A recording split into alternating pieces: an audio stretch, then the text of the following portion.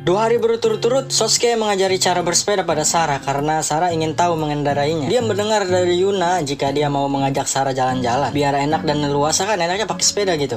Jadinya belajar gitu sama Sosuke. Sarah minta tolong. Selanjutnya, karena ada sedikit rezeki, Livia pengen ke pemandian air hangat ya kan. Udah masuk musim dingin juga. Dia juga harus bersiap-siap nanti dari semua yang dibutuhkan untuk tetap bertahan. Dan lagi, dia jangan terpaku. Dia harus cari cara dapetin rumah untuk Sarah. Kebetulan, Priketsu atau Asumi nggak sengaja ketemu sama Livia di situ. Livia tentu nanya kabar dan soal nasib setelah pembubaran tempat maksiat itu. Kata Asumi, kita diusir dari asrama. Walau kerja paruh waktu nggak sebanyak yang didapatkan pada tempat clubbing itu, minimal tercukupilah buat kebutuhan hidup.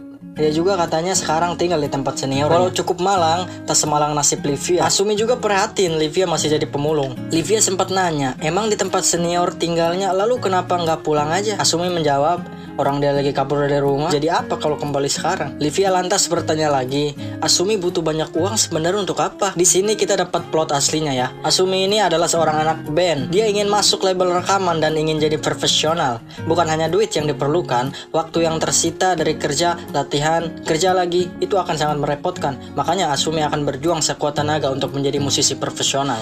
Setelah mandi dan sedikit mereset kulit dan tubuh yang menciptakan mood bahagia, selanjutnya Asumi mengajak Livia untuk mampir yuk ke tempat seniornya. Namun, hal yang tak terduga terjadi saat itu. 私たちバンド辞めることにしたの。重いのよ。ぶっちゃけ私らアスミがセクキャバで働き始めた時誓ったじゃないっすか。無理だったんだよ、うちらには。先輩たちがいなくなったら自分どうしたらいいんすか。ごめんね。 Nama band mereka Ted Ide Drop, yang beneran drop. Bandnya beneran bubar ya guys. Walau tiba-tiba ini terlalu menyedihkan. Band miskin, setiap personal tak punya bakat, minim dana, nggak ada daya tarik. Dari awal emang udah nggak kompeten. Tidak ada penggemar, lagunya buruk. Buset dah. Asumi, gue mah sedih juga tuh. Cuman lihat nangisnya Asumi kok malu gue ketawa. Pantas lah guys, band yang dibuat atas dasar pengen cepat-cepat populer atau ingin cari perhatian saja nggak akan bertahan. Namun sepertinya Asumi memang benar-benar sangat menyukai musik ya guys ya. Dia sampai rela bekerja di tempat kemaksiatan untuk memenuhi kebutuhan band. Untuk meluapkan semuanya, dia pun bernyanyi saja di kafe yang ada karaokeannya sehabis Sarah dengan lagu lawaknya. Sosuke yang mendengar itu, yang kebetulan lagi sama Sarah lagi sarapan di situ, bilang ke Asumi, kamu udah layak lo jadi profesional. Asumi menjawab, oh tidak, jalanku masih panjang jauh.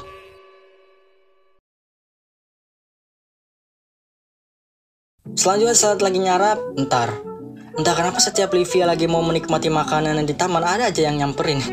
Jadi saat itu Asep datang lagi pada Livia. Livia yang melihat Asep marah sama dia gitu. Kenapa Asep tega menjerumuskan dia ke tempat kemaksiatan itu? Asep sih minta maaf, tapi dia bilang, kan Livia sendiri yang katanya menerima awalnya. BTW Asep katanya ada kerjaan lagi nih buat Livia. Livia awalnya udah kapok dan menolak. Namun Asep meyakinkan pekerjaan ini bersih. Dan tak aneh kok, Livia nanti cuma beli barang. Setelah dapat, dia akan dapat imbalan. Livia lalu tertarik dan ingin mendengar lanjutan. Jadi Asep ini menjelaskan sama kita bahwa pekerjaan ini sangat easy dan imbalannya gede. Dia hanya disuruh beli barangnya, kan Asep ini bilang, atau titip. Karena di setiap toko yang dituju ini tak sembarangan yang bisa masuk. Dan lagi di setiap tempat kebanyakan harus cewek doang yang diperbolehkan masuk. Livia nanya, tujuan beli barang yang dipesan untuk apa? Gunanya juga untuk apa? Asep menjawab, amanah dari sang pemesannya, atau menyelamatkan pesanan agar stok tak habis. Jadi kita membantu orang yang sibuk dan tak sempat ngantri berjam-jam untuk benda yang dimaksud itu. Kita bisa membantunya dengan membelikan untuknya. Dan akhirnya Livia paham sekarang dengan penjelasan sesat Asep itu. Dia pun menerima pekerjaan itu. Waktu ke waktu kerjanya berjalan lancar. Walau ada beberapa kendala dan rintangan, di hari pertamanya Livia sukses besar karena dari setiap misi dia dapat 300-an. Dan sudah hampir 10 misi yang dia jalankan. Dengan duit ini Livia rasa dia boros dikit Livia sampai lupa ya guys ya kalau dia harus nabung buat beli rumah. Saat mau ke toko, kebetulan Livia bertemu dengan Nona Sarah yang lagi belajar sepeda. Mereka pun saling sapa. Sarah juga nanyai kabar. Sosuke di situ nanya juga ya kan. Kalau mau Livia misal mau tidur mah di rumahnya aja nggak apa-apa. Di sofa kantor tuh misal kesulitan cari tempat. Livia menjawab, nggak perlu, dia bisa urus sendiri. Sarah lanjut nanya, emangnya kerja apa sekarang? Livia pun menjawab, kerja membelikan orang barang. Sosuke kayak kenal dengan kasus ini. Lalu ada orang lain kah yang juga disuruh sama kayak kamu? Livia sambil masih bingung bilang, iya. Aduh, kamu ternyata nggak tahu ya. Kamu dijebak Livia.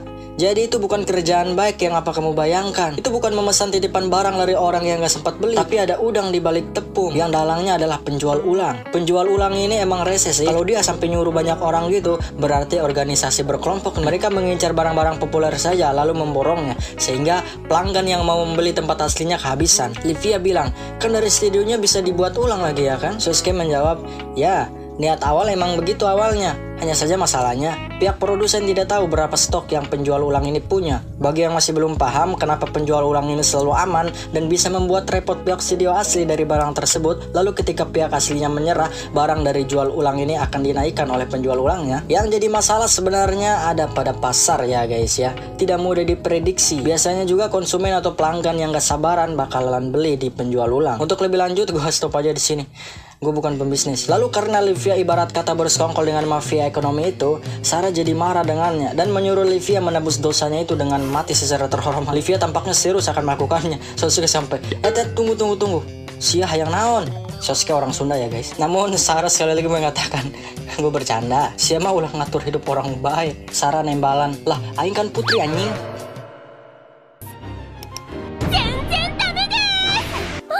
リビア様私はリビア様の像をお作りしなければならないのです。 Atas bantuan dari detektif lokal, Noah akhirnya bisa bertemu dengan Livia kembali dan mengungkapkan rindu. Maksudnya dia ingin berbicara dengannya. Livia tampaknya masih ingat dengan pemuka agama bodoh ini ya. Livia sekali lagi menegaskan dari aromanya mau ngajak jadi pembimbing organisasi lagi nih. Atau apalah itu. Saya nggak mau. Noah nanya, kenapa? Livia menjawab, organisasinya nggak beres. Lagian kalau memang benar-benar mendengar perkataanku, kamu dan lainnya berhenti manfaatin orang. Terutama si Johnny yang sampai nusuk dirinya sendiri. Noah dengan semangat pun nurut dengan apa yang Livia sampaikan, membuat Livia tambah bingung. Di lain hari itu, Noah bilang misal dia sekarang lagi ada proyek yang mana membutuhkan bantuan Livia. Karena tak terlalu mencurigakan, Livia pun ikut ke apartemen Noah. Di sana Noah mengenalkan 3D model. Melihat itu Livia sedikit takjub. Wah, nikah teknologi. Lalu untuk lebih jelasnya seperti apa, Noah meminta Livia berdiri di alat pencetakan 3D-nya. Setelah selesai, hasil di komputernya bisa terlihat dengan sangat teliti dan sama. Model ini kata Noah mau dijadikan boneka. Lalu Noah pun menunjukkan model yang sudah jadi. Melihat itu, Livia sedikit mengingat masa lalu saat bermain boneka dengan Sarah pas masih di sana. Dia pikir ini memang cocok sih buat anak-anak, khususnya anak cewek. Noah berkata, lebih tepatnya ini untuk cowok beban keluarga tantrum dan jomblo gila. Livia sempat ngelek. Noah pun mengelik perhatian, misal ini untuk kebutuhan manusia lainnya gitu maksudnya. Livia cuman oh. それはもちろんですがよろしいのですか？裸のデータです。なるほど、それはそうですね。下着も脱いだ方がいいですか？はい。では脱ぎます。Karena banyak membantu, Noah tak bisa kasih banyak, cuma 20 juta aja. Livia sempat gak mau menerimanya karena dia ikhlas. Noah kembali menahan Livia, misal dia gak mau duitnya, bagaimana Livia jadi penasihat proyek ini. Walau tanpa keahlian, not problem. Livia hanya kasih pendapat tentang proyek boneka ini. Itu saja, dan biar enak, dia kalau mau boleh tinggal di sini. Livia rasa ini boleh juga dan mensetujuinya. Selanjutnya saat ke pemandian, Livia bertemu lagi ya guys ya dengan Asumi. Mereka pun ngobrol dan nanya kabar masing-masing. Asumi terkejut juga Livia jadi penasihat sebuah proyek. Dan lagi Livia udah kayak gigolo. Dia dibiayai hidup oleh wanita. Sebenarnya ungkapan Asumi ini cocoknya buat laki-laki sih. Asumi juga BTW kan kemarin bandnya bubar. Dia nanya, Livia bisa main alat musik kah? Livia menjawab, bisa, tapi cuma alat musik biwa. Selanjutnya setelah selesai dari mandi onsen, Livia diajak ke tempat Asumi dan Asumi memberikan Livia gitar. Nih buat belajar, alat musik yang bersenar juga kan kayak biwa. Livia tentu menerimanya dan akan belajar memainkannya. Asumi merasa senang karena akhirnya ada harapan bangkit bermusik berkat Livia. Sesampainya di rumah kembali, Livia langsung melihat gitar yang teman bernama Asumi yang memberikannya. Lalu tentang dia masuk band. BTW Noah juga diam-diam ternyata suka buat musik juga ya guys ya. Jadi backsound sekte itu dia tuh yang bikin. Di lain hari itu, Livia ingin dengar pendapat Noah soal lagu band Asumi ini. Dia kurang paham soalnya bagus atau enggaknya. Setelah sesaat mendengarkan, Noah izin apa boleh dia kritik. Livia menjawab, enggak.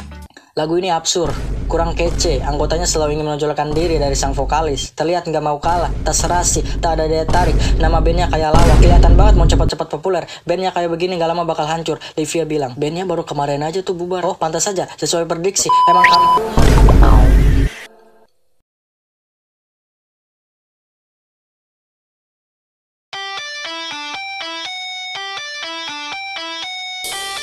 Dalam seminggu, Livia sudah lumayan bisa intro kecil-kecilan. Asumi juga agak malu karena dia belum dapat anggota baru di band ini.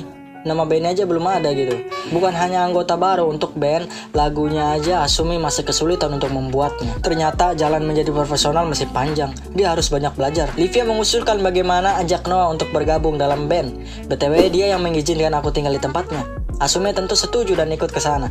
Setelah salam kenal, Asumi menunjukkan demo lagu pada Noah. Dan kalau bisa dia mau komentarnya jangan ditahan-tahan. Ya udah, Noah pun setelah mendengarkan demo itu, dia mengatakan ini lagu yang pantas gagal. Ceplas-ceplos banget ya. Ya mau gimana lagi, Asumi juga masih bingung buat lirik. Livia pun mengatakan kalau gitu Noah bisa bantu buat lirik untuk lagunya. Asumi juga, oh iya benar, bagaimana kamu gabung aja yuk di band ini. Livia mengatakan itu benar, ayo. Noah malah speechless bangke, dia rasa nggak ada ruginya juga. Toh masuk ke band dia jadi makin deket sama Livia. Dan juga misal proyek boneka cabulnya selesai, dia akan tetap bersamanya. Maka dari itu, Noah pun setuju untuk masuk bergabung serta berpartisipasi dalam karir musik ini dan berencana debut besar nantinya. Tentu harus dengan Livia tentunya. Maka dari itu, kisahnya pun dimulai. あれそれがしの目的ってバンドでメジャーデビューすることでしたっけ？ Gue juga bingung Livia, ini anime mau mencakup semua genre kah? Slice of life-nya ada, misterinya ada, musiknya ada, fantasinya ada, tinggal romantisnya yang belum masuk ya guys ya. Lagi ditahan sama autornya mungkin di pintu masuk. Oke deh, selesai dulu ya sampai sini dan segitu aja dulu. Semoga suka sama animenya ya, jalan-jalan ceritanya. Sampai jumpa besok ya, kita bakal lanjutin terus animenya. Makasih banget yang udah nonton dan segini aja dulu. Jangan lupa support ya guys ya, boleh like juga dan jangan lupa komen sebanyak-banyaknya. Kasih request siapa lagi untuk pembahasan anime paling seru dan favorit serta rekomendasi yang ada di dunia ini gitu. Jadi jangan lupa ngopi. Semoga lanjut video, semoga suka dan terhibur. Sekian, dadah.